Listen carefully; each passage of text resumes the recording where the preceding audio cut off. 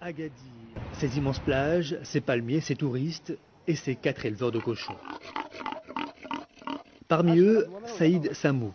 En 1988, la grippe aviaire a décimé ses poulets. Il s'est alors lancé dans le cochon avec un associé français.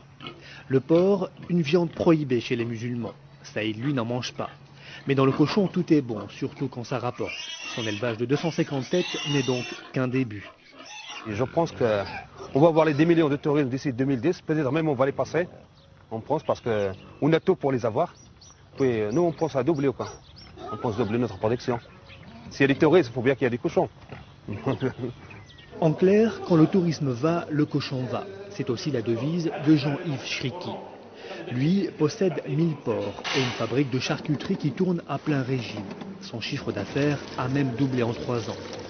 80% de sa production va vers les hôtels. Le reste est destiné aux supermarchés et aux particuliers, comme ce Chinois qui ne parle ni français ni arabe.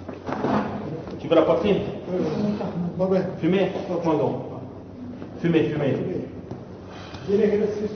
Jean-Yves appartient à la petite communauté juive d'Agadir. Or, comme l'islam, le judaïsme interdit de consommer du porc.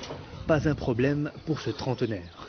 Faire du cochon ou faire de l'autruche ou faire de la dinde et du poulet ou quelle que soit la forme d'élevage, c'est une affaire comme une autre. Il faut arrêter de dire un pays musulman, il n'y a pas de cochon, il n'y a pas de ça. Il y a tout au Maroc.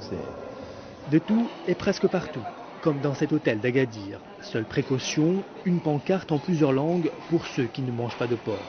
Du porc, on en trouve aussi au marché central d'Agadir, fait très rare dans un pays musulman. Ma femme tout à l'heure cherchait les charcuteries, elle m'a dit on n'en trouvera pas ici, parce qu'ici ça ne marche pas, ici on en trouve.